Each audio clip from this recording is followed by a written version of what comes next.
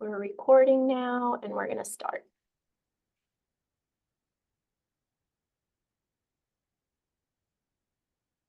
Okay, we're just about to begin. It will take a few minutes for everyone to enter the webinar, so we'll start in about a minute. Welcome, everyone.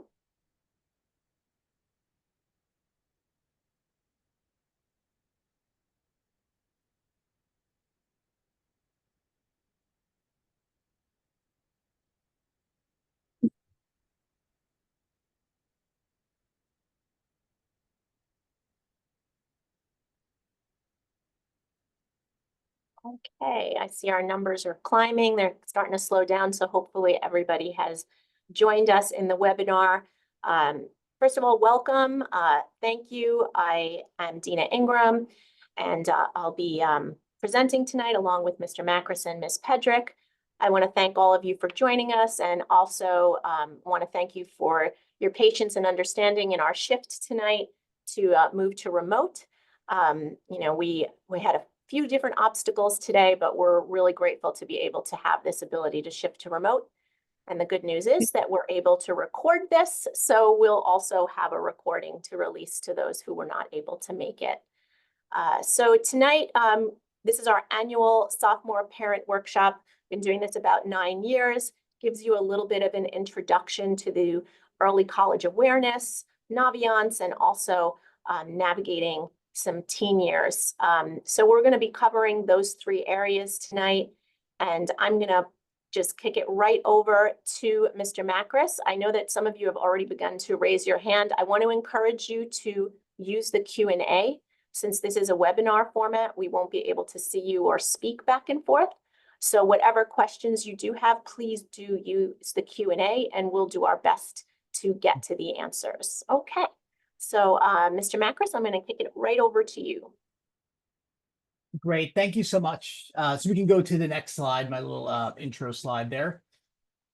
I'm Jeff Makris. I am Director of College Counseling here at Stuyvesant High School. I've been here almost 10 years. I am one of 4 full-time college counselors that we have here at Stuyvesant High School. So we have a large guidance department, and we have a specific office dedicated solely to college planning. We spend the bulk of our time with the 11th and 12th graders because they are steeped in this process. But we do like to provide some services here and there to the 9th and 10th graders, give them a little bit of a foundation before then. And that's why I'm here tonight. So I'm very happy to speak to you all. We'll cover a number of topics, and we'll dive right in.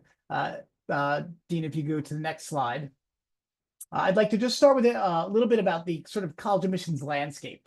Right, there's good news and there's some challenging news, but I'd like to start with the good news, set things off on the right foot. Attending Stuyvesant tends to be a very positive thing for our students when it comes to college planning. Right, you might have heard students occasionally say things like colleges don't like Stuyvesant students. There are rumors that circulate through social media. Can't believe everything you read on the internet. The reality is, Stuyvesant is deeply respected by colleges both here in the United States and even all over the world. Right, we get requests to visit and recruit our students from colleges from Europe, from Canada, literally over the world, because this is it's an old high school that's well known, that's extremely rigorous, that has highly advanced course offerings, that has extremely talented students who have access to a wide range of extracurricular activities. So we get a tremendous amount of respect in the college admissions community. And as a result of our students' talents and the opportunities they have, they do very well with the college admissions process. You can see some numbers right here on your screen. 97% of our classes typically enroll in college immediately upon graduation. And the vast majority of those graduates are going on to attend 4-year colleges, right? The colleges they attend also tend to be places that are highly successful. But what I mean by that is they have high retention and graduation rates. So students are persisting and graduating. They're also doing very well in the job market or getting admitted to graduate and professional school. So our students are doing great overall, year to year. You might hear things about how hard it is to get into college these days, and that's true for a very small subset of colleges. But the reality is there are almost 3,000 four-year colleges in the United States. That's why many families come to the US from all over the world to go to college in the US, because we have such a large, robust higher education system. The average admit rate for a college in recent years, for a four-year college in recent years, actually hovers at around 70%. So the reality is there are hundreds of schools that admit the majority of their applicants, and they have lots of students going on and leading successful careers and successful lives, right? So the landscape isn't as scary as it sounds if you're only fixating on a small group of schools or listening only to rumors, right? And the last bit of good news is that while Stuyvesant is a very difficult place, right? We can't sugarcoat that. You're seeing how hard it is for students to do really well here at Sty, given the workload. The reward of that is that when students leave our doors and go to college, they tend to feel very academically prepared for even the most rigorous colleges out there. Right? When we talk to our graduates, even from the most demanding places like MIT and University of Chicago and so forth, they routinely tell us, "Oh, well, yeah, the work is hard here, but Stuyvesant really did prepare me for that." Right. And that's not the case in every high school. Sometimes students experience a big learning curve in terms of the workload once they leave high school and enter college. Our students, because they're working so hard from day one, starting in the ninth grade, tend to feel that academically they're very well equipped to do well in all sorts of different colleges. Right. So that's the good news. Dina, if you can go to the next slide. But there are some challenges also. Sorry, Dina, if you could go to the next slide, please. I hear you. I'm just, for some reason, it's not reacting. It's Give me a minute. not reacting. Okay, Yeah, sure thing. it's actually frozen. I might have to stop and share again. Give me 1 second. Yeah, sure thing.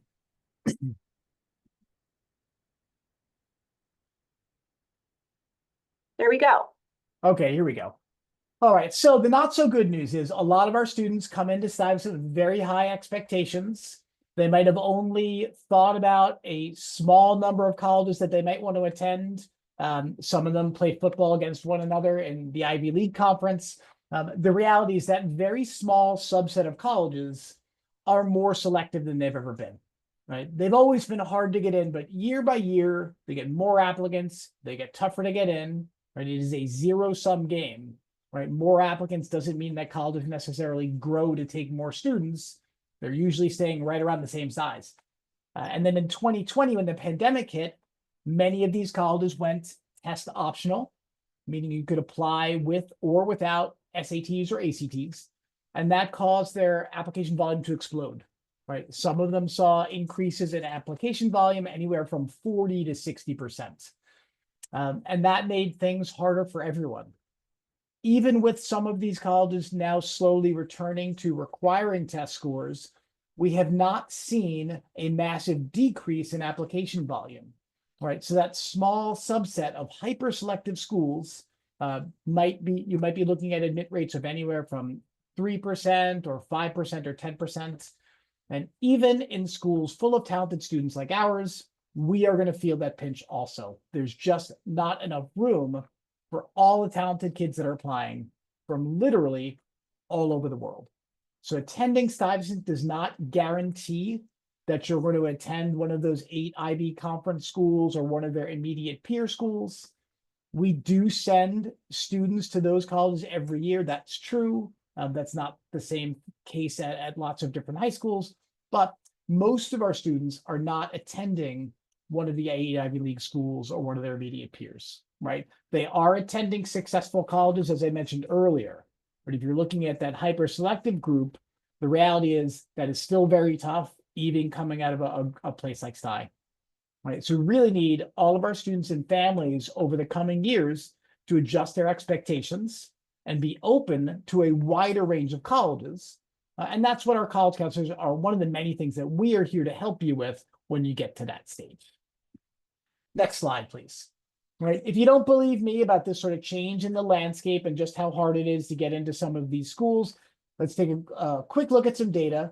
All right, this is overall admissions data, not just specific to Stuyvesant High School. If you're interested in admissions-specific data for Stuyvesant, you can actually see that in what's called Naviance.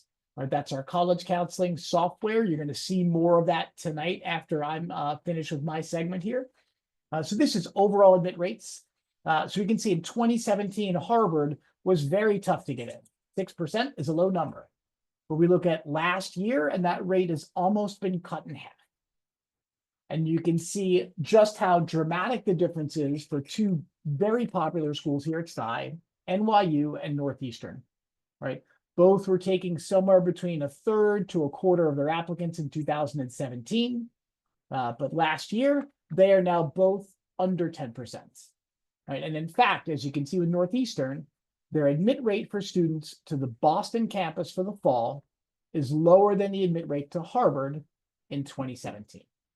Right? So things have changed rapidly. Don't want to frighten you, but it's important that you understand that idea that the landscape has changed.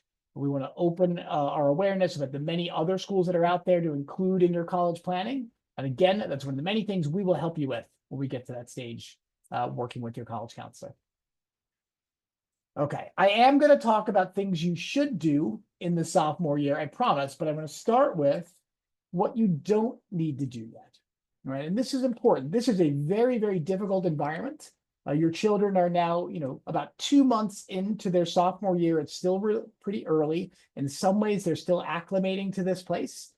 We don't want college planning pressures to get piled onto everything else that they're trying to do. It's not necessary. It's not helpful. And in some ways, it can actually be harmful to students having a successful experience here at Stuyvesant. Right? So some things they don't need to do. They don't need to know where they're going to apply to college yet. They don't need to know how, or what application they'll use, or if they're going to apply early decision anywhere. It's too early for that. Contrary to popular belief, they don't need to identify an intended major. That's fine if they know they've been thinking for many years about being a doctor and maybe following a pre-med pathway or studying computer science. That's great if they have an interest they'd like to explore. But it's important to know that at least in the American system of higher ed, students don't have to have an intended major when they apply. Students often change majors, or they might end up working in a career that's not really directly related to their undergraduate major. Right? There's a great hyperlink in these slides, once you eventually have access to them, that illustrates this. But for students who are clueless about what they want to study in college, that's fine. And it's especially fine right now, only 2 months into their sophomore year. And they don't need to focus on the SAT or ACT yet. In fact, taking it in the sophomore year is premature. There are some colleges that don't want scores from the 10th grade. One great example that's very popular with our students is Carnegie Mellon. Right? So they don't need to take the ACT or SAT as sophomores. It's okay if they want to explore colleges and majors and careers and start to gather information and they're curious. That's great. But what we don't want is pressuring them to feel like they need to start making these decisions right away. They have time, and we want them to really think about what the right fit is for them. Next slide, please. All right. Might be helpful to get a sense of how our college counseling program works here at Stuyvesant High School. Right, so let me give you a quick overview of the college planning process here at Stuyvesant. We do some activities with younger students, right? Obviously, I'm here speaking to sophomore parents tonight. I will speak to the sophomore students or one of our college counselors. We do presentations with sophomores in January during the school day and cover some basic college planning concepts, right? So that'll be coming for your kids in a few months. Your students actually did see us last year. We did present to freshmen in the spring. We've been doing that every year for about 5-6 years now. And we held a workshop for parents in the spring as well. So we cover some basic information with freshmen in group presentations. We piggyback a little bit further with sophomores, but our program begins in earnest in the junior year, usually toward the end of the first term. Right. We start with group presentations for students, a webinar for parents, covering all of the basic information that all of our juniors need to be aware of as they dive into their college plans and their college search process. Throughout the second part of the junior year, students will then get to meet with their assigned college counselor, right? So as I mentioned, we have a separate college office that only focuses on college admissions. Every student will get an assigned college counselor that's in addition to the guidance counselor that will continue to work with them. But their college counselor is going to help them with their specific plans, right? What colleges make sense for them given their interests and their academic and extracurricular profile, right? Helping them guide them through the application process. So those meetings start in the junior year. They can be done individually with the student, or they can be done with the student and the family. Next slide, please. Right. In the junior year, there's a lot of other things that we do. We host a huge college fair. Maybe some parents watching this evening volunteered last year. So that's something we do every year. That will be usually held at the end of April, early May. And we have anywhere, roughly 120 or so different colleges come to Stuyvesant for this big event that we put on and give juniors a chance to interact with college representatives right here on their home campus. Right. And then before we get to the summer, we send a lot of resources about the college essay, some information for those students who might partake in a college interview, some information about students studying overseas, so other resources to help them plan. Our parent association typically provides some summer activities regarding the college essay. And when we have space in the funding, we had some construction issues this summer. The college office normally hosts a virtual essay workshop for our rising seniors with college admissions officers that are familiar with STI to help students get started with their college essay. And they will get help with their college essay through their English classes in the senior year. Next slide, please. So that takes us to senior year, right? We have to hit the ground running right away as soon as you get back to school, because usually somewhere between 85 to 90% of our seniors are applying to college before November 1st. So a lot happens very quickly. We are very well equipped to deal with that. So as soon as our kids get back to school, we do group presentations for the seniors covering all the things that and the timeline and tasks that all seniors need to be aware of. And we cover that in a similar webinar for parents. We also run a webinar specifically about financial aid, because that is a very important part of the process for most of our students and families. And then our college counselors meet with each of their seniors one-on-one to go over their specific plans and make sure they have a good list in place, make sure they understand the key steps in the process. We try to see as many of our seniors as possible by November 1st, and then catch any stragglers those next couple weeks into November. And then we're available to work with our seniors all year long, and we're available for parent questions and concerns all throughout the year through emails, phone calls, and such. So we work very closely with our seniors to get them through this process all throughout the senior year. Next slide, please. Okay, so I promised I would tell you what you should be doing now. Right, so here are a few things that you want to think about and focus on doing during this second year of high school. First and foremost, and I really can't stress this enough, it's hard being a teenager, and Ms. Pedrick's going to talk a little more about that in the latter portion of the program. It's hard to be a teenager at STI because this is an extremely demanding environment. The most important thing is to make sure that our kids are emotionally happy and healthy. Right. You'll hear a little bit more about that, but we want to make sure your kids are thriving here, that they're getting enough sleep, they're not suffering from anxiety and depression, and are able to function in their classes and connect with their peers and be healthy humans. That's number one.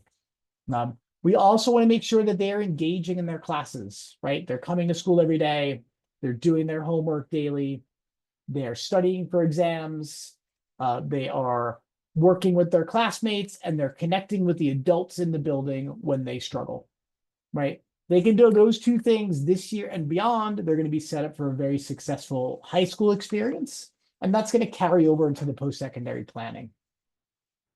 Okay, so it's kind of a philosophical underpinning of everything to do this year and moving forward. Some practical things. You're going to hear a lot about Naviance tonight. Naviance, again, is our college planning software. There's a lot that can be done with it, and it eventually connects to how students apply to college in the senior year. There are a lot of great resources that we put in Naviance that students can access.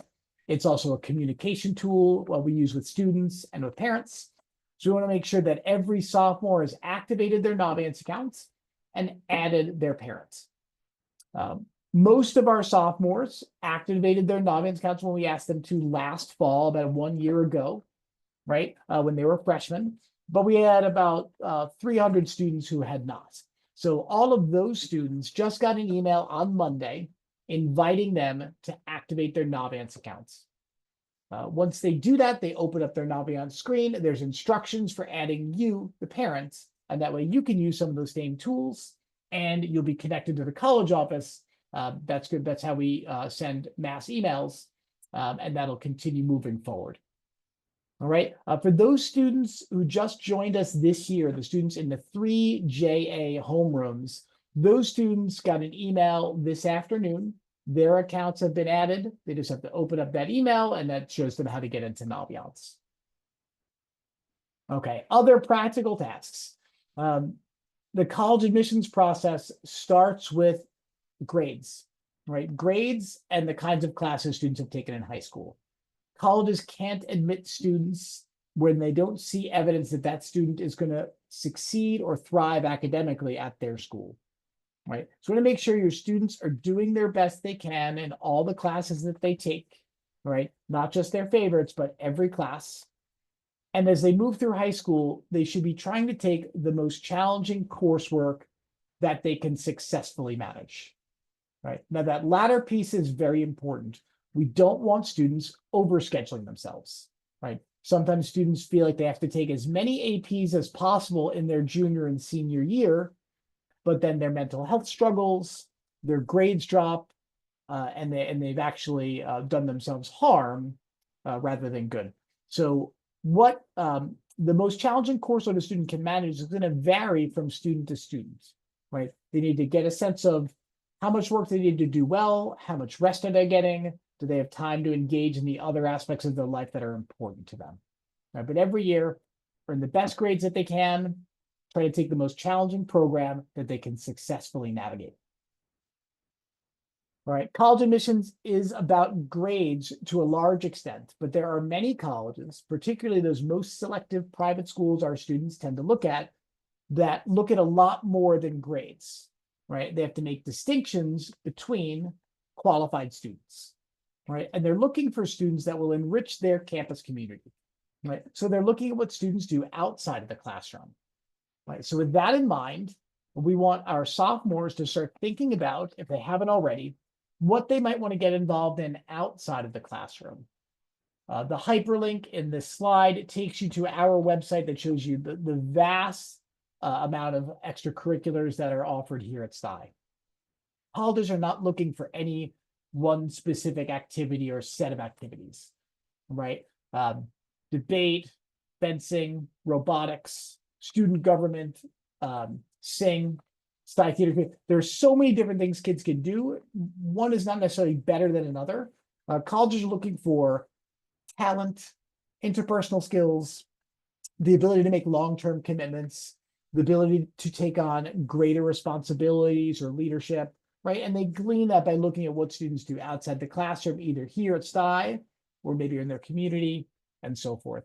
So if your child is already getting involved in activities, that's great. If they're not, and they're really focused only on going to school and coming home, you want to start to get them thinking about what might they find interesting, what might they find fun, have them try something and start to find activities they can get involved in this year. All right.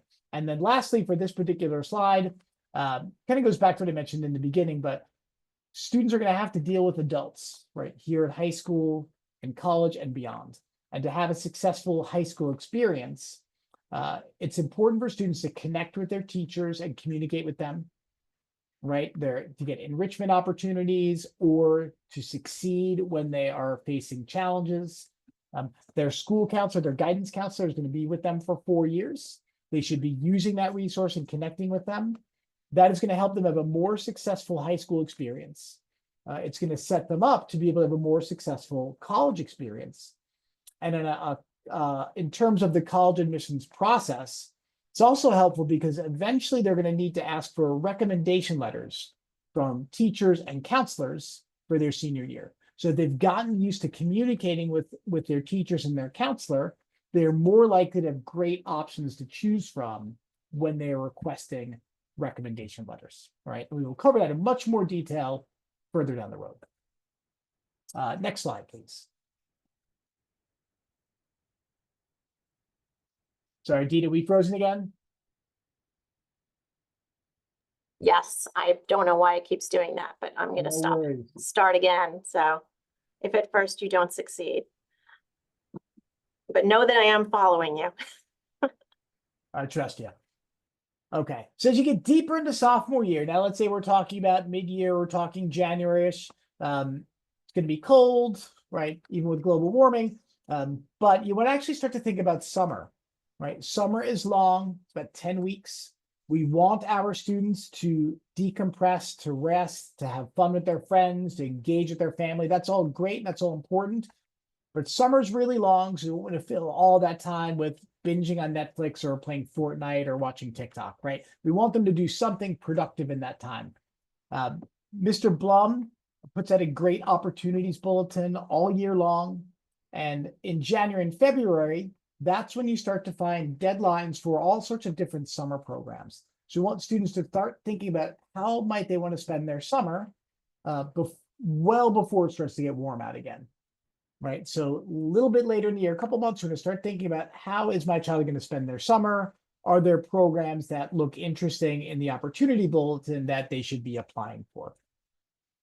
Right. Toward the end of the year, you do want to think about the timeline for the SAT or ACT. Most students take those exams in the second half of the junior year. Students could actually take the SAT for free, typically in March or April of the junior year here at Stuyvesant.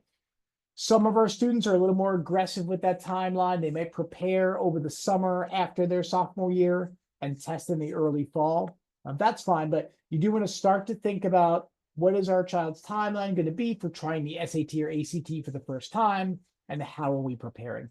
They will get to take the PSAT again in October of next year, and that's normally covered by Stuyvesant High School. Right? And then lastly, when we finally do get to summer, it is a good idea for students to start to dabble in possible colleges, possible majors. There's web tools in Naviance you're going to learn about and see. They can potentially visit colleges or explore their websites and engage them in virtual activities. They don't need to know for sure what they want, but some exploration, some thinking, some exposure is helpful. And then when we sit down with them a little bit into their junior year, then they might have some ideas of what they think might be right for them, and we can give them more specific suggestions and so forth. All right, so I think this is a very good synopsis of all the things you should be thinking about for the 10th grade. In that website we've mentioned, Naviance, one of the documents in the document resources area is a checklist that kind of shows you what you should be thinking about in grades 9 and 10, grades 11, grade 12. So that kind of covers a lot of this material again, so that might be worth a look as well. Next slide, please. All right, we do have some other events that we do every year that are open to all grade levels, not just grades 11 and 12. We do our annual spring admissions panel. This is not a college fair. This is actually an event where we bring in admissions representatives from schools that are popular with our students and representatives that know our school community well. And they offer advice and feedback for students and families to kind of help them have a healthier college admissions experience. So we do it every spring. 9th and 10th graders are welcome to attend that webinar as well. You'll hear about that through email.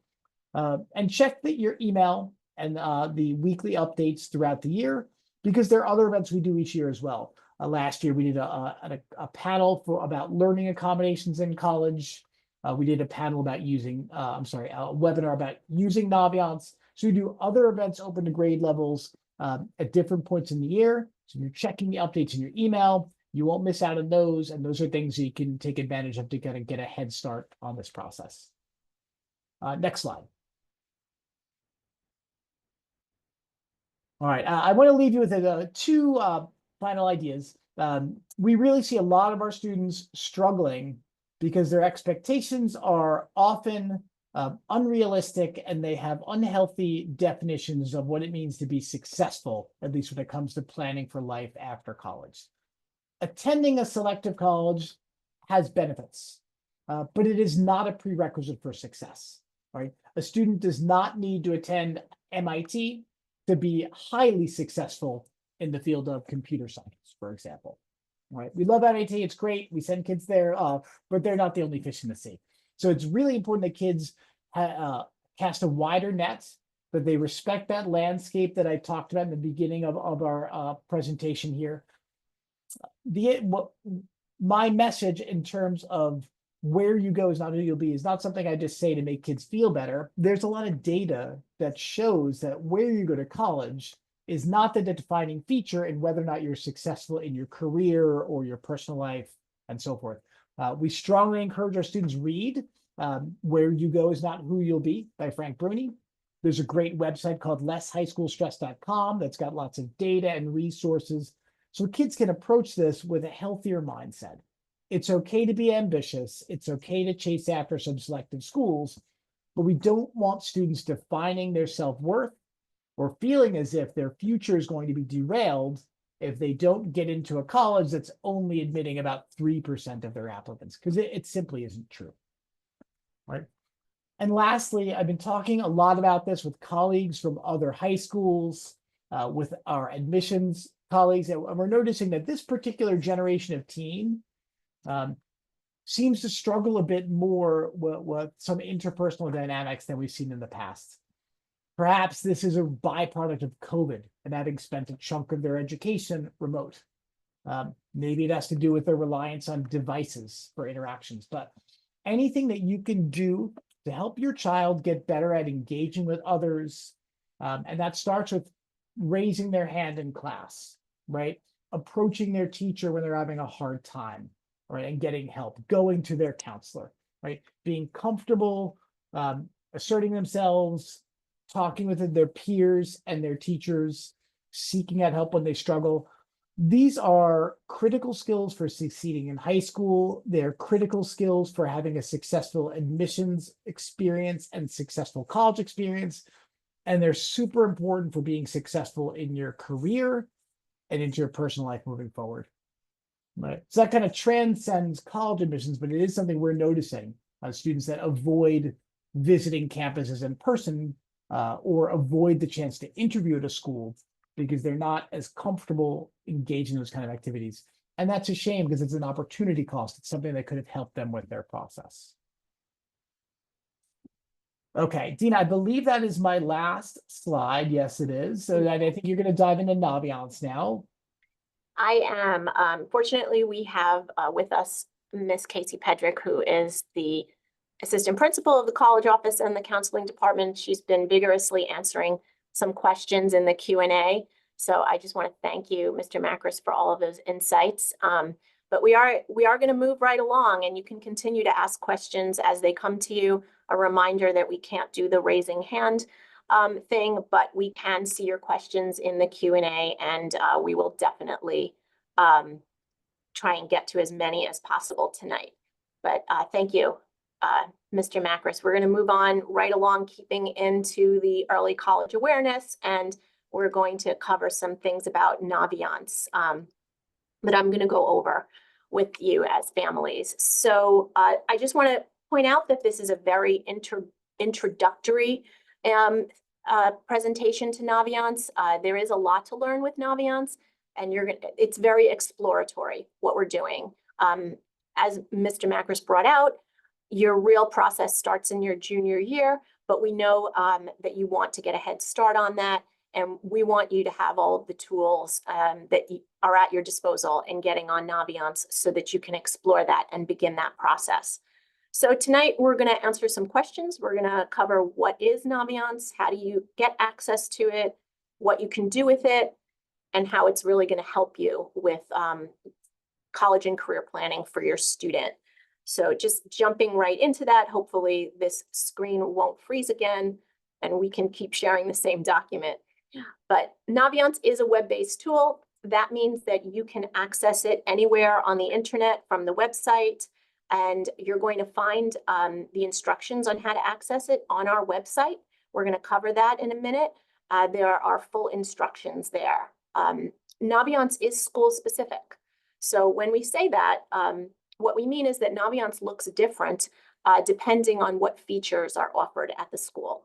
At Stuyvesant, we are really fortunate, both on the school side and with funding from the PA, we've been able to offer our families and students almost every feature that Naviance has. But if you have students in other schools, you may have separate logins, and Naviance may look different from it does at Stuyvesant than it will for a student in another school. We can't combine those logins, but if you have 2 or more students here at Stuyvesant, we can put both of your students on the same login. So Naviance is used by college counselors, students, and parents like you, and it takes you through the entire college planning, application, and decision process. Through Naviance, counselors and students can communicate, as Mr. Makris brought out, about upcoming deadlines and important notices. And one important thing is that Naviance builds a history of Stuyvesant application trends and data. So this data helps us view the trends, but it also results in a better guide for you in making realistic college plans. And we're going to cover a little bit about how to use that data tonight and how to view that data in a realistic way. Lastly, counselors are using Naviance to submit documents to college. So everything from transcripts to recommendations to application documents, that's going through Naviance. And no, parents are not submitting applications through Naviance. You don't have to be afraid to use it. Schools cannot see what you're doing in your Naviance account. It's not going to give you access to your child's application or being able to submit it in any way. So you don't have to be afraid of what you're doing on Naviance. So how do you access it? Mr. Makris already described how in the freshman year in the fall, the college office sends out emails to every freshman, giving them their Naviance access, and reminders go out for them to log in. Along with that, it's a student-driven process to add parents to Naviance, which means that they are going to add your email to Naviance and then ask for a temporary password to be sent to you. But you can see these instructions if you go to our website, sty.edu, you click on academics and then college office, and on the left side, click Naviance, and the whole set of instructions appear. Fortunately, though, your child will also see that every single time they log in to Naviance. So that means, like, when your child says, "Oh, Mom, I'd love to add you to Naviance, but I just don't know how." Well, if they log in and they scroll down, all of the instructions on how to add their parents to Naviance appear there every single time they log in. So, you know, that's a nice dinner time conversation, and you can add yourself to Naviance that way. You will also see on the school website, the contact is Ms. DeMassey, our college office secretary, and she will help you and assist you if you are having trouble logging in and getting access to Naviance. So what can you do with it? Well, once you log in and get on, we're going to go through a little. These are screenshots. So if you do have a Naviance account and, you know, on a separate screen, you want to log in and, you know, play along, that's great. This is a screenshot of a fake student so that we can use it for teaching purposes. It's going to say Elizabeth Hughes, and that's one of our wonderful college counselors. And what we're looking at tonight is going to be a junior account, and I'll describe the reason why we're not using a sophomore account as we go along. But you're going to use Naviance to access a lot of information, not just about colleges. One of the greatest things about Naviance is the document resources. Mr. Makris also referred to them, where we keep a catalog of items. When you log in, that blue bubble there on your screen will have your initials in it. And when you click on that, one of the choices there that you'll see there in the red arrow is document resources. Once you click on that, folders will come up. Now, I know that you see lots of scholarships, whether it's through the Opportunities Bulletin from Mr. Blum or even repeated in my weekly update, but there's another folder here with scholarships that you can look through with your child. and real important presentations like this one, like everything that the college office presents to students and to families are cataloged there where you can see the slide deck. So definitely make use of finding that document resource tab and looking through the folders there. More that you can do with Naviance are cataloging of emails. So once your child starts getting in this process, and even now in the 10th grade, the college office does send out many emails that are either directly to the student or grade-wide or to the parent. And I do recommend that you select the option. There's a mail icon there along the header in Naviance, that you select the option to have those emails go directly to the inbox that you check most. So we like for you to have one registered email at the school, and we use it across all of our systems. Same with Naviance. It'd be great if you just went to your inbox and that's where the mail came. But maybe you deleted an email by accident, or you don't feel like going through the weekly update or the opportunities bulletin to see something. This is a great asset, because if you click that mail icon, all of the emails that the college office sends you will be all cataloged there, so you can always refer to them. So that's also going to be along your initial header there. So how is Naviance going to help you help your child with college and career planning? So Naviance allows students and families to explore all different personal interests and their skills, and apply all of that to their hopes, dreams, whatever their aspirations are after graduation. There are a lot of different tabs there that you're seeing in that screenshot. Tonight, we're going to learn how to use what I think is one of the best building blocks to start out using in Naviance, and that is the super match. Super match allows you to select criteria for your student, whatever you or they are looking for in a college, and then it's going to bring back to you results from that criteria and match it at a 90% or better. So we're going to cover just a few of these little aspects tonight, but remember, you can't break Naviance. So you can explore every single option that's listed there, in your free time. But once you click on that Naviance, and I think that's the point at which I just got this to freeze. Hold on one second. Yeah, okay. So give me 1 second.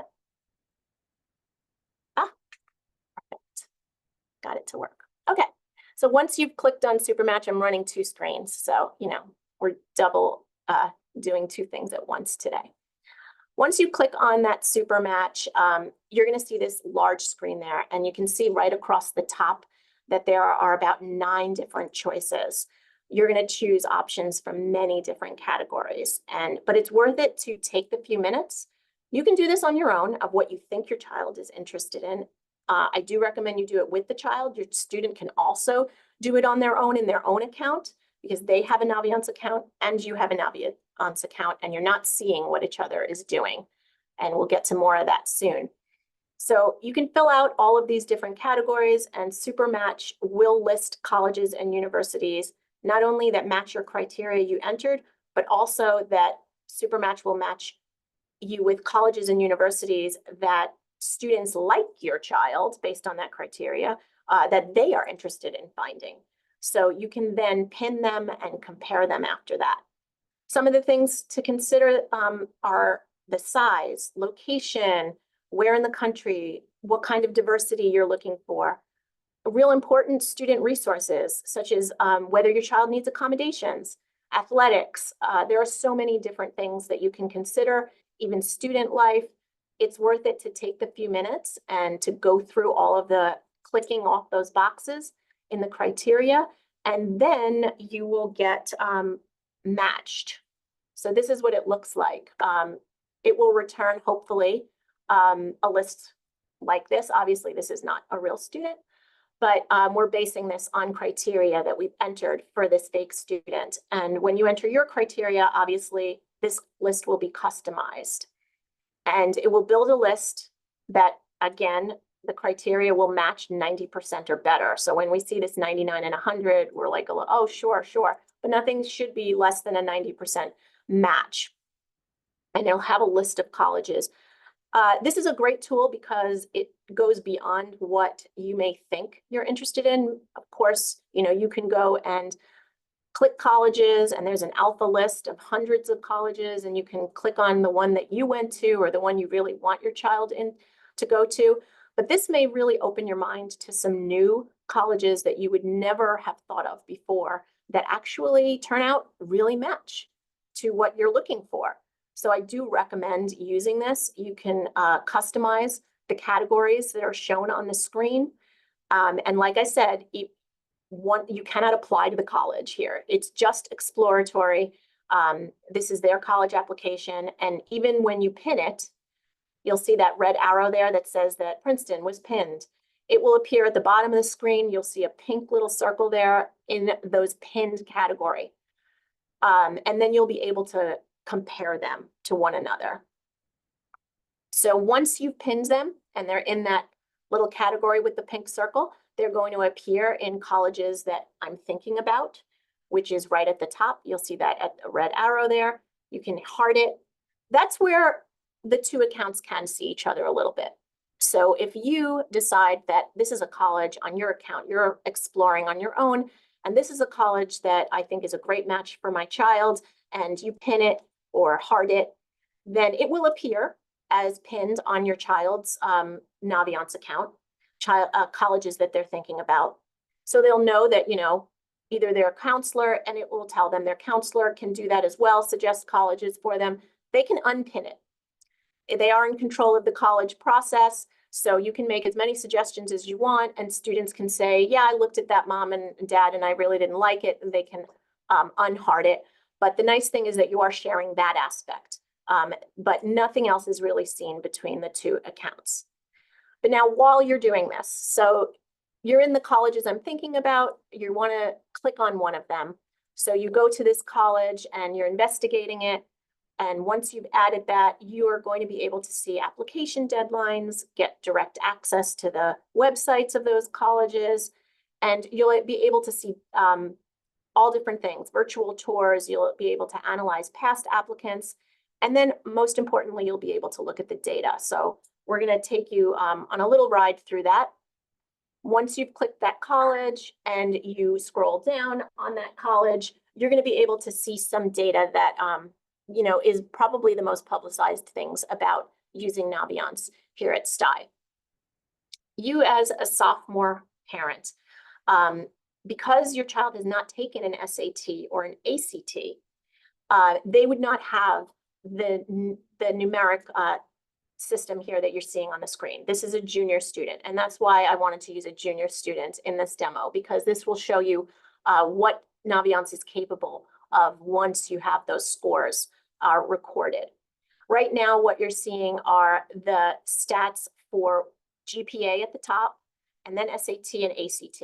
As a sophomore parent, you'll be able to see where your child's cumulative GPA is, and it's really only going to show from freshman year, and where it lands. That purple little person there is where your student would be, and then the average GPA that that college accepts, and that range is there. How does this help you? Well, we can notice with this demo child that they're at the 91.79, which is pretty close to the minimum GPA this college accepts. So that kind of helps you put yourself in a range. When you have scores like this child does, it's well above and beyond their national average for that college acceptance rate. So it's going to help you get some perspective when you have this data to compare just in this portion. And that's going to be under the overview tab of every college that you click. You can go further though, if you went further than that and you clicked the admissions tab. Scroll one, there we go. Once you click the admissions tab, then you're going to have access to what most people talk about, these scattergrams. The scattergram does need test data for you to get all of those plot points that you're seeing. Your child, there is a key there of where your child places. Right now, you're going to be able to see where their GPA places, and you're going to be able to see STI-specific data for the last 3 years. You can compare where your child's data is in comparison to that school of other Stuyvesant applicants for the last 3 years in that scattergram. Now, on the other side of that, since we're looking at a scattergram for Yale, that acceptance rate, like Harvard, that 6%, you're not looking at Stuyvesant's acceptance rate for students for Yale. That's not the acceptance rate for Stuyvesant. That is their national acceptance rate.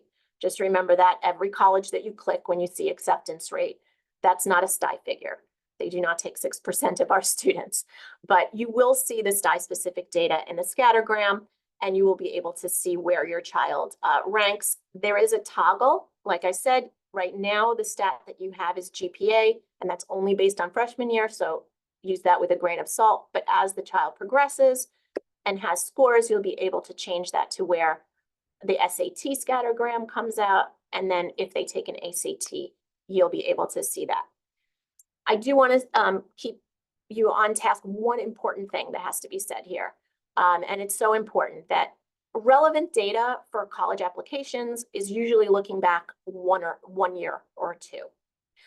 When our college office speaks, when Ms. Makris speaks, when our college counselors speak, they are talking about the last year or two because trends change.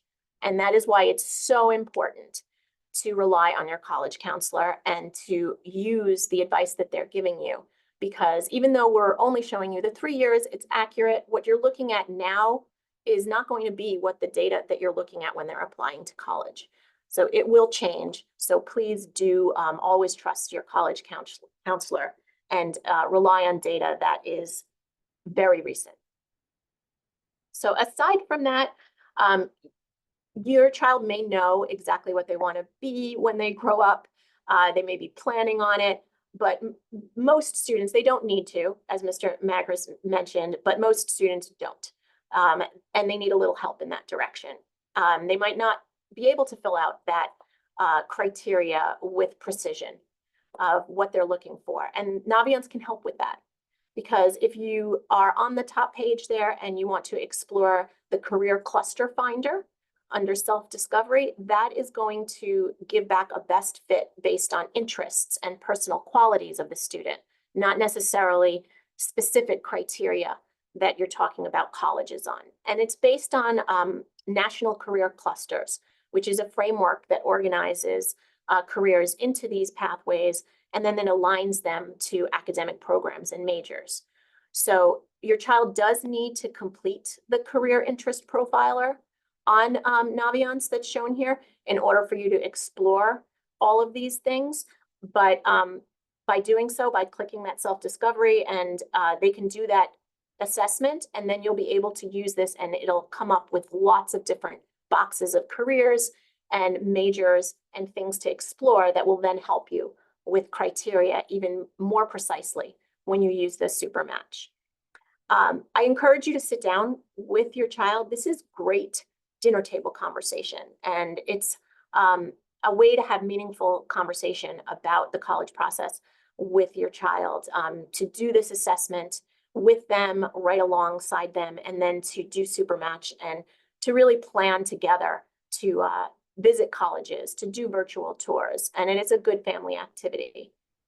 The one last thing I'll leave you with is for next year as well. And on that front page where you'll see your initials, there is an About Me under your account, and that is the parent profile. So very important for next year, there will be a survey, a parent survey that appears in your Naviance account that will ask you to complete. And there's one that appears in the student account for the student. You cannot see the student survey or their answers. They also cannot see the parent survey and your answers. But we ask you to fill out this survey before you have that very important family meeting with the college counselor in the spring of your junior year, so that it fuels that conversation. It also is looked at by many of the school counselors who are writing the recommendation letters. So do keep up with the emails and that profile, and next year use that, use those surveys and answer those on time. And before I turn it over to Ms. Pedrick, I just want to say that I want to stress again, as an intro to Ms. Pedrick, that Naviance is a great way to start these conversations with your child and to have a really great family activity in planning. But that's just the tip of the iceberg. It's a lot to deal with these teen years, and that's why it's so important. Ms. Pedrick is going to share with us how to deal with these teen years. And so I'm going to turn it over to you, Ms. Pedrick. Thank you, Ms. Ingram. Good evening, parents. So my slide starts off with what I hope gives you a little bit of a chuckle, which is, why are teens so moody? So we're going to help explain some of this behavior. And I always start with this picture. This is my niece when she herself was a sophomore in high school. She's now 21, but the story still holds relevance. So she was playing a lacrosse game. I went down to cheer her on. So this is after the game. This picture is taken in the kitchen, and then the kitchen and living room are one big room. And so at some point she like flipped out on my sister and went stomping up the stairs. And I don't even know, like half hour later or so, she came down the stairs and like threw herself into my sister who was sitting on the couch and like curled up like a little kid. So my sister is like, rubbing her little head, and I just like, motioned to my sister, like, what just happened? And she just went and just like, kept her rubbing the head. So our kids are moody, and it's normal, and it is frustrating, and that is normal for you to experience and to feel. So you are just as valid. We'll click on the next slide here. So what stage that you're in right now with your teenager is the interdependent stage. You are in the process of negotiating your relationship right now.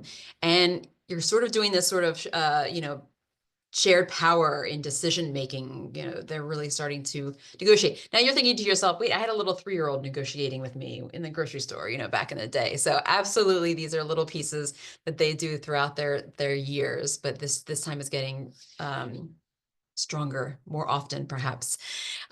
They're doing this because they need to redefine their authority and renegotiate their relationship with you. They're making more decisions independently. I mean, they're coming to school and going home by themselves. They're deciding where to spend their allowance, whether they're getting some bubble tea or some halal.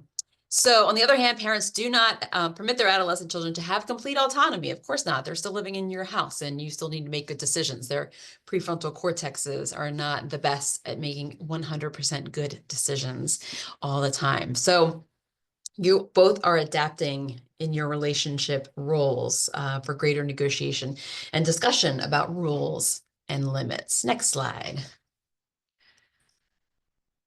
Okay, so from the moment that you welcome this little being into your life, you are providing protection for them. You are providing their basic needs, their shelter, food, education, love. You have built a nest, to use that old metaphor. So you're providing all of the warmth for them. You're lining the nest with feathers, making it all kinds of comfortable. You're going out, getting the worms, bringing home the food for the child to eat. You're providing everything for them. And all of a sudden, puberty strikes, and the teen brain starts signaling, I'm going to need to get out of here and learn to fly on my own. So to do that, the natural stage for them to go into is to start to think their parents are stupid. Their parents don't know anything. Oh my God, the eye rolls. I'm so much smarter than my parents. And if you really truly search your heart, you can probably remember doing that yourself and having a period of time where you thought that your parents were just the most unintelligent people walking the earth. How did you end up with these stupid people who don't know anything? They are going to reject you, but it is temporary, I promise. Just like many of us came back around to our parents, they will as well. So their bodies and brains are telling them to launch into the world. They're asking themselves this major question, who am I?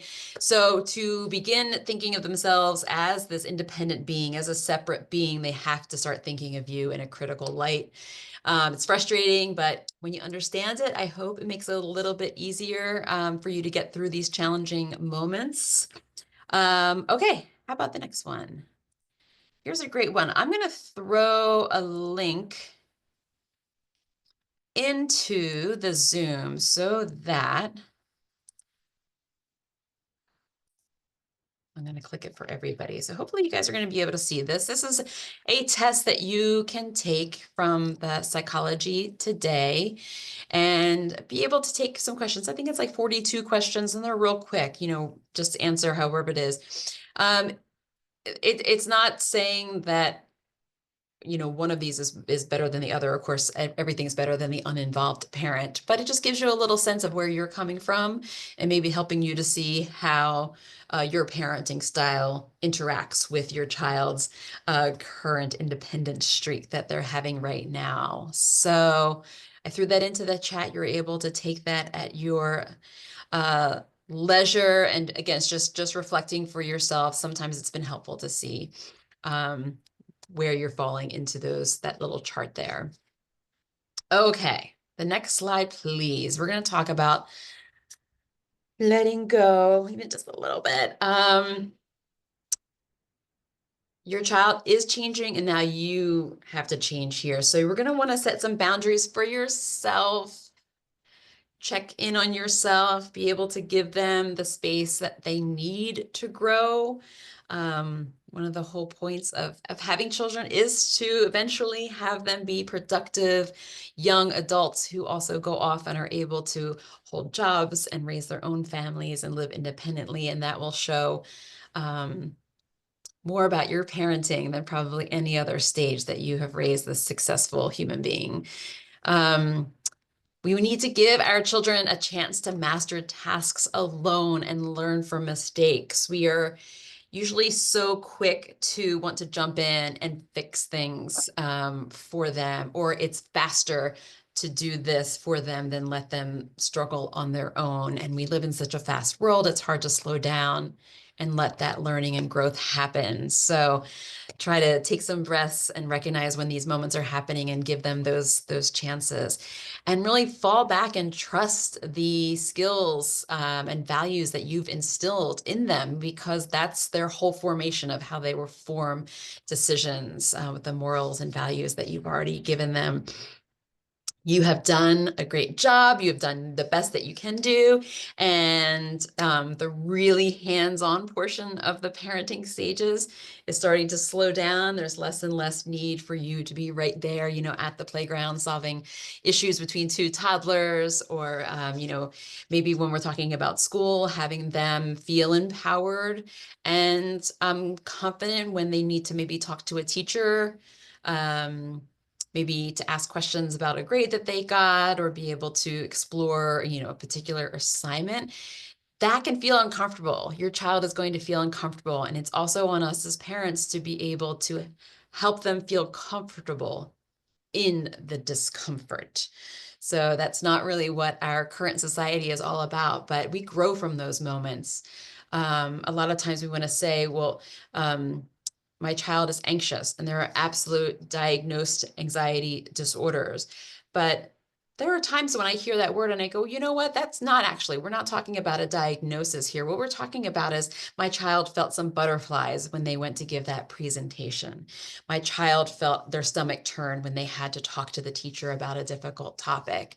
But that's okay. And those are the moments where we need to be comfortable in the discomfort and learn to grow. And you as a parent can help them to evolve in their confidence in acknowledging those things. You actually absolutely have to acknowledge for yourself that this is a transitional portion of your time with them. This is a moment of loss. There's not going to be always those times when that 15-year-old collapses into your arms and lets you rub the top of their head. And you can absolutely take time to grieve accordingly and give yourself that grace. And then we can also maybe look forward to building that new relationship with them, maybe becomes more of a friendship. And you're really getting to know and enjoy this young adult who's now in your household.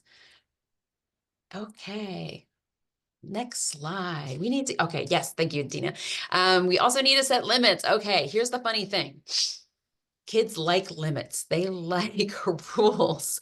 You don't let a young child just run into traffic. You don't let a teen get into a car with someone who's inebriated, you as the parent are setting those boundaries. And research tells us that young people are more likely to follow rules and stay within boundaries that are established to keep them safe or that tell them how to act in society. They aren't as receptive to rules that are going to infringe on their personal territory. So whenever possible, try to frame the rules around your duty to keep them safe. Your boundaries must form the edges of the puzzle, the ones they can push against, but must stay within.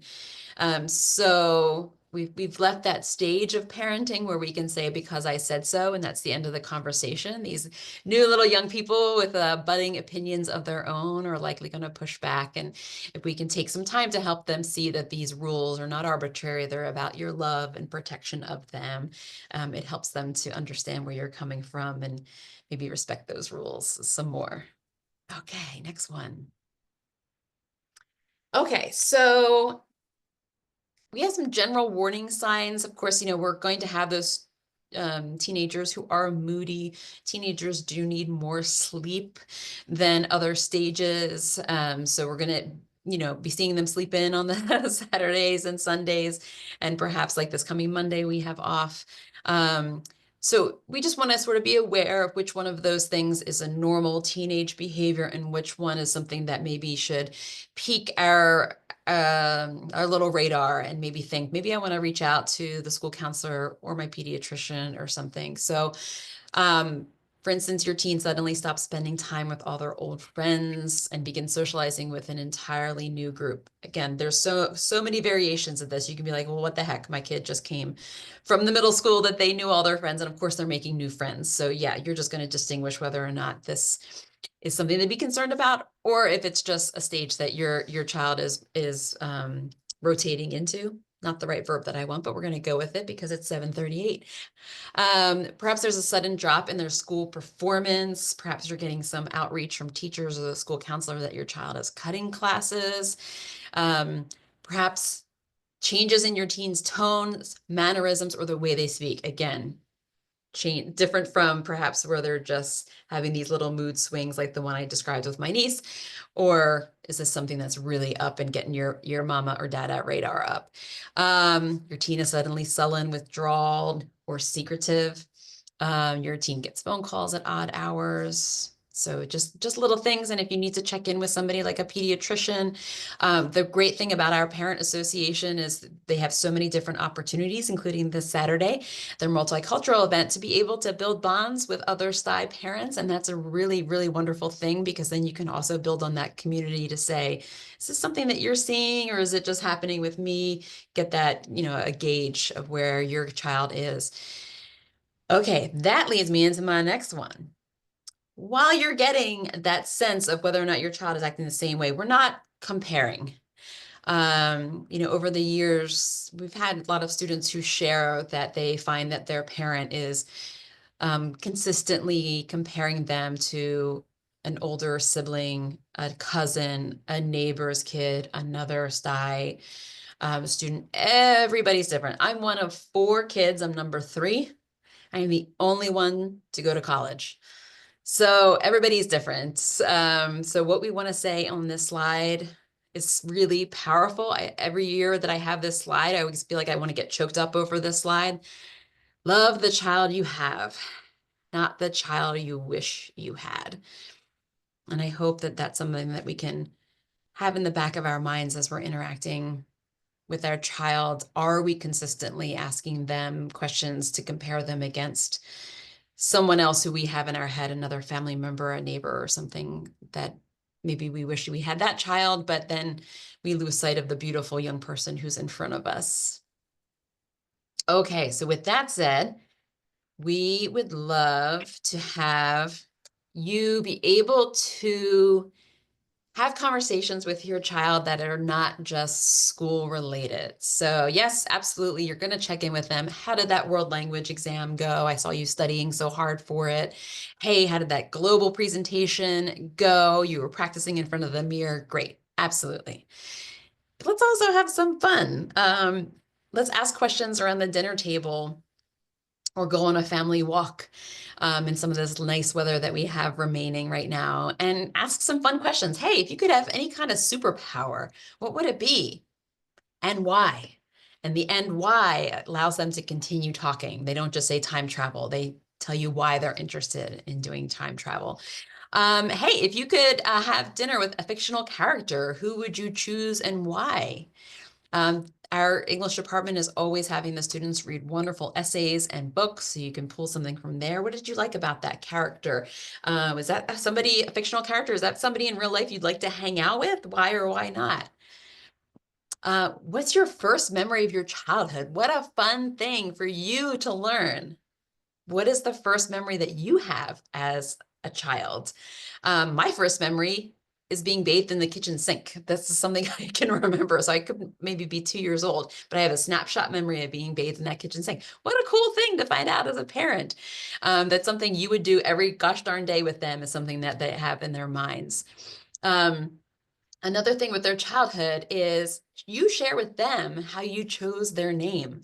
There's been many conversations I've had with students who have unique names, and I'll ask them, hey, how did your parents choose that name? And gosh darn if they don't know. So I always say, it's your homework. Go home and ask your parents how they ended up choosing that name, because what a fun story.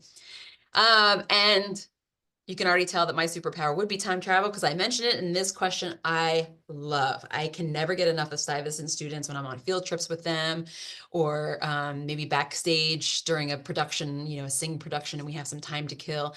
If you could travel back in time to be an invisible witness to an historic event, what would you choose and why? So I've gotten some really cool,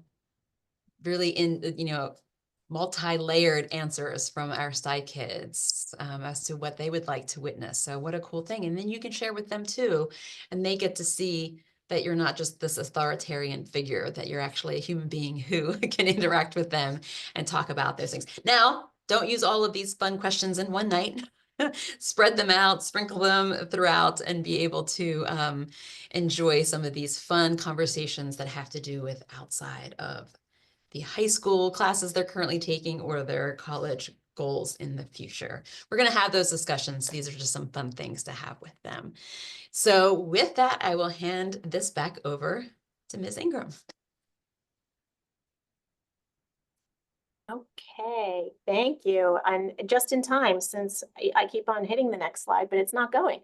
But there we go. So fortunately, it does say Q&A, but we have also been able to answer all of our questions in our Q&A. So we don't have any more that are open, which is a great thing.